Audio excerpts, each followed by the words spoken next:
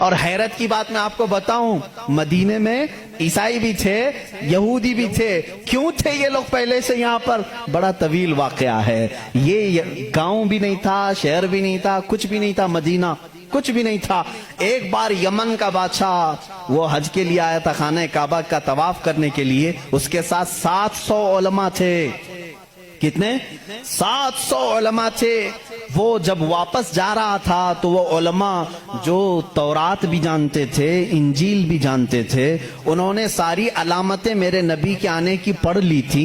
انہوں نے زمین کو دیکھا اور پہچان لیا، کہا وہ آخری رسول جو آئیں گے وہ اسی زمین پر آئیں گے، کیونکہ ہماری کتابوں میں لکھا گیا ہے عرب کے صحرا میں ایک چٹیل میں ایک زمین ایسی ہوگی جو پہاڑوں سے گھری ہوگی اور درخت کھجوروں کے کثرت سے ہوں گے، وہاں ہریالی ہوگی، اس کے بیچ میں وہ رسول آخری زمانے میں آئے گا۔ ان لوگوں نے پہچان لیا یہی زمین ہے۔ تو وہ عیسائی اور یہودی جو علماء تھے، وہ 700 علماء بادشاہ کے ساتھ جانے سے منع کر دیا۔ انہوں نے کہا ہم یہیں رہیں گے اور اس نبی کا انتظار کریں گے، وہ جب آئیں گے ہم ان کے انتظار میں رہیں گے۔ تو مدینہ بسایا گیا تھا کس کے لیے؟ میرے نبی کے انتظار میں۔ اس سے پہلے وہاں آبادی نہیں تھی، کوئی آبادی نہیں، اور بسایا ہی نہیں، یہودیوں نے، یہودی ہی انتظار میں آ کر کے مدینے میں رہے۔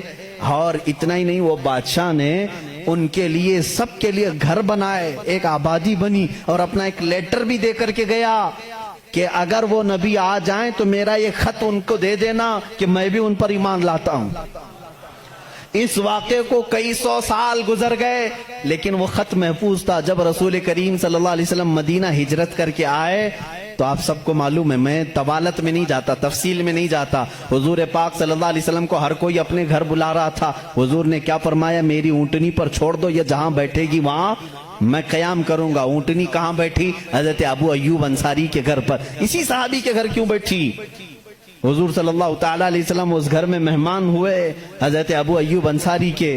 روایت یہ ملتی ہے کہ دوسرے ہی دن ابو ایوب کے پاس، انصاری رضی اللہ تعالیٰ عنہ کے پاس، وہ لیٹر موجود تھا جو بادشاہ نے دیا تھا، وہ خط موجود تھا جو کئی سو سال پہلے بادشاہ دے کر گیا تھا۔ وہ ان کی اولادوں میں چلتا آ رہا تھا، اور وہ حضرت ایوب علیہ السلام، ابو ایوب انصاری رضی اللہ تعالیٰ عنہ کے تک پہنچا، اور وہ حضور صلی اللہ تعالیٰ علیہ وسلم کی خدمت میں پہنچا۔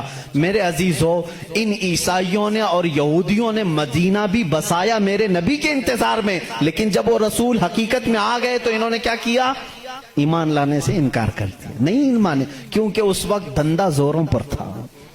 لوگوں کو جو بیوقوف بنانے کا دھندا ہے وہ بابا گیری میں بہت زیادہ تھے، عیسائی بھی اور یہودی بھی، لوگوں کو پاگل بنانا، ان سے پیسے ایٹھنا، یہ کاموں میں مصروف تھے۔ اگر وہ نبی کی طرف لوگوں کو کہہ دیں یہی آخری رسول ہے، یہاں کیسے چلے گا پھر کام؟ اس لیے وہ انکار کر گئے۔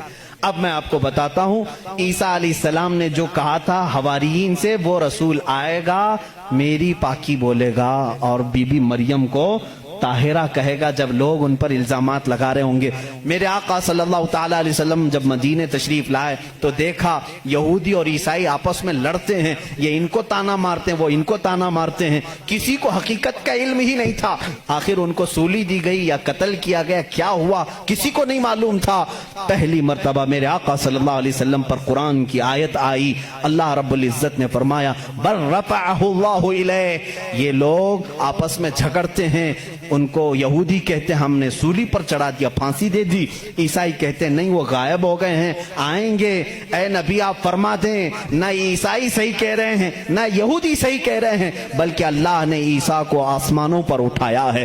میرے آقا صلی اللہ علیہ وسلم نے سب سے پہلی مرتبہ یہ بیان کیا، اور پھر یہودیوں سے کہا اے یہودیوں، تم ہرگز بی بی مریم کی طرف انگلی نہ اٹھانا، اس لیے کہ وہ بتول ہیں، وہ عذرا ہیں، انہیں کسی بشر نے چھوا تک نہیں۔ عیسیٰ علیہ السلام جو پیدا ہوئے وہ اللہ کی نشانی ہے۔ اب مجھے بتاؤ، عیسائیوں کے اوپر 500 سال سے یہ غلاظت ڈال رہے تھے، کون؟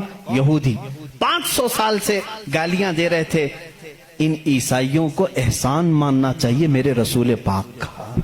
میرے رسول کریم صلی اللہ تعالیٰ علیہ وسلم نے سیدنا عیسیٰ علیہ السلام کی طہارت بیان کی کہ وہ اللہ کے بیٹے نہیں ہیں، وہ پاکیزہ ہیں، وہ اللہ کی مخلوق ہیں، اور دوسری طہارت بیان کی سیدہ بی بی مریم کی کہ وہ پاکیزہ ہے، طاہرہ ہے، بطول ہے، عذرا ہے۔